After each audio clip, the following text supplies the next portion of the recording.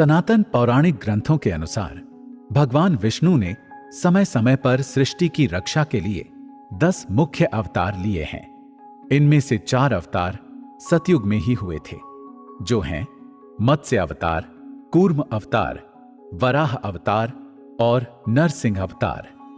जिनमें से पहले था मत्स्य अवतार, उसी के बारे में प्रोफेसर श्रीधर नयन को बताने जा रहे थे।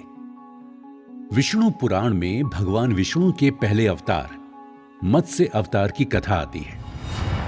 मत्स्य का अर्थ है मछली। हो सकता है तुम्हारा लॉजिकल मन इसे एक्सेप्ट ना करे, मगर इसके संकेतों को समझोगे तो तुम्हें सृष्टि में जीवन की उत्पत्ति के रहस्य मिलेंगे। बिल्कुल सर, मैं इन सब के बारे में जानना चाहूंगा और मैं कोशिश करूंगा इन रहस्यों को समझने की। तो ठीक है, सुनो। एक पौराणिक कथा के अनुसार ब्रह्मा जी ने वेदों का निर्माण किया था। एक बार हेग्रीवासुर नाम का दैत्य उनके पास से वेदों को चुरा कर ले गया और समुद्र में जाकर छिप गया। वेदों का प्रभाव समाप्त होने से संसार में पाप और अधर्म छा गया। तब ब्रह्मदेव ने सहायता के लिए भगवान विष्णु को पुकारा। तब भगवान विष्णु ने एक बड़ी मछली का रूप लिया और समुद्र में जाकर हेग्रीवासुर को मार डाला और वेदों को अपने मुंह में रखकर समुद्र से बाहर आ गए। इस प्रकार वेदों की रक्षा कर संसार को वापस धर्म का मार्ग दिखाया। मत्स्य अवतार की विष्णु पुराण में एक और कथा है, जिसमें भगवान विष्णु के मत्स्य अवतार ने प्रलय के समय सृष्टि पर जीवन की रक्षा की थी। वो कैसे सर, और उन्होंने किस प्रकार से रक्षा की थी? सतयुग में सत्यव्रत नाम के एक राजा थे, धर्म के चारों आधारों पर चलने वाले पुण्य आत्मा। एक बार जब वे सुबह के समय सूर्य देव को अर्घ देने के लिए नदी से जल ले रहे थे, तो उनकी अंजुली में एक नन्ही सी मछली आ गई। राजा उसे वापस नदी में छोड़ने लगे तो वो मछली बोली, समुद्र में मुझे बड़ी मछलियां खा जाएंगी, आप मुझे अपने कमंडल में रखकर मेरी रक्षा कीजिए राजन। राजा ने ऐसा ही किया। वे मछली को अपने कमंडल में लेकर महल आ गए। महल पहुंचकर देखा मछली कमंडल के आकार की हो चुकी थी, तो उन्होंने उसे कमंडल से निकालकर एक बड़े पात्र में रख दिया।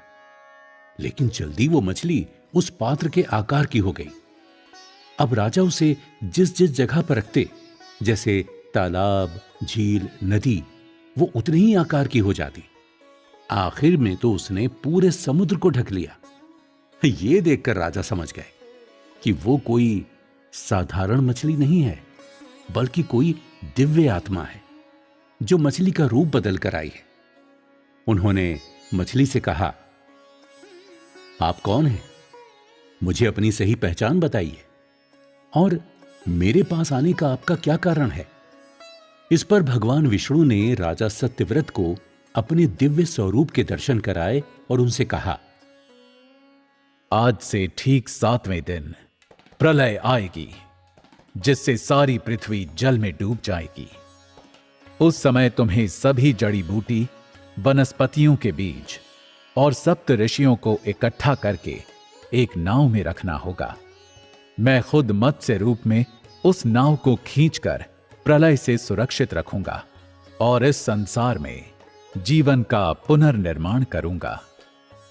राजा सत्यव्रत ने ऐसा ही किया, जिससे प्रलय के बाद वापस सृष्टि पर जीवों और वनस्पतियों की उत्पत्ति हुई। भगवान विष्णु का दूसरा अवतार कौन सा था? भगवान विष्णु ने दूसरा अवतार कूर्म अवतार दिया, जिसमें वे कछुए के रूप में अवतरित हुए। इसके पीछे की कथा इस तरह है। एक बार की बात है, दुर्वासा ऋषि इंद्रदेव से किसी बात पर क्रोधित हो गए और उन्होंने इंद्रदेव को श्राप दे डाला कि उनके देवलोक का वैभव और ऐश्वर्य चला जाएगा। श्राप का असर जब सच होने लगा तो इंद्रदेव व्याकुल होकर भगवान विष्णु से सहायता लेने पहुंचे। विष्णु भगवान ने उनको उपाय बताया कि क्षीर सागर में ऐसी निधियां और दिव्य अमृत कलश हैं, जिसको पाकर देवता अमर भी हो जाएंगे और उनका वैभव भी लौट आएगा। मगर समुद्र बहुत विशाल था, उसको मथना अकेले देवताओं के बस का काम नहीं था। इसके लिए विष्णु जी की सलाह पर इस काम में दानवों को भी शामिल किया गया। समुद्र मंथन के लिए वासुकी नाग को रस्सी बनाया गया और विशाल मंदार पर्वत को मथने। एक तरफ देवता खड़े हो गए और दूसरी तरफ दानव।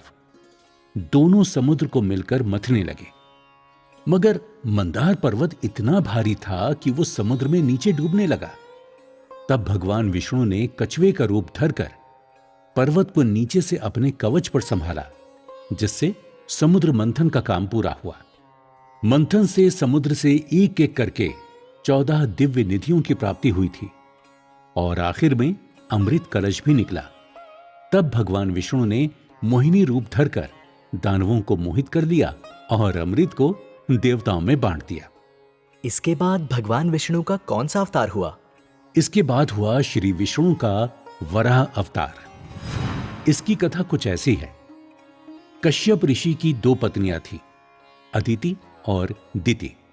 अदिति की संतानें देवता थे और दिति की असुर थी। दिति के 2 पुत्र थे, हिरण्यकशिपु और हिरण्याक्ष। एक बार दैत्य हिरण्याक्ष ने पृथ्वी को ले जाकर समुद्र में छिपा दिया। कहते हैं उस समय भगवान विष्णु वराह रूप में प्रकट हुए और छिपी हुई पृथ्वी को समुद्र की गहराइयों में से खोज निकाला। फिर पृथ्वी को अपने दांतों पर रखकर समुद्र से बाहर ले आए। जब हिरण्याक्ष ने यह देखा तो भगवान वराह को युद्ध के लिए ललकारा। दोनों में भीषण युद्ध हुआ। अंत में भगवान वराह ने हिरण्याक्ष का अपने तीखे दांतों से वध कर दिया और फिर अंतर्धान हो गए। इन सब अवतार कथाओं में मुझे एक बात कॉमन नजर आती है कि भगवान विष्णु ने जब भी अवतार लिया, धरती और धरती पर जीवन की रक्षा के लिए लिया। हाँ नयन, ठीक कहा तुमने। और साथ ही वेदों की रक्षा यानी धर्म की रक्षा के लिए भी लिया। इसको तुम ऐसे समझ सकते हो कि श्री विष्णु उस शक्ति का नाम है जो पृथ्वी पर जीवन की रक्षा करती है और उसे जीने के लिए जो कुछ भी चाहिए उपलब्ध कराती है। वराह अवतार के बाद भगवान विष्णु का नरसिंह अवतार हुआ, जो उन्होंने अपने भक्त की रक्षा के लिए लिया था। अब प्रोफेसर श्रीधर नयन को वो पौराणिक कथा सुनाने जा रहे थे जिसे हमारे देश के हर बच्चे को सुनाया जाता है, भक्त प्रहलाद की कथा।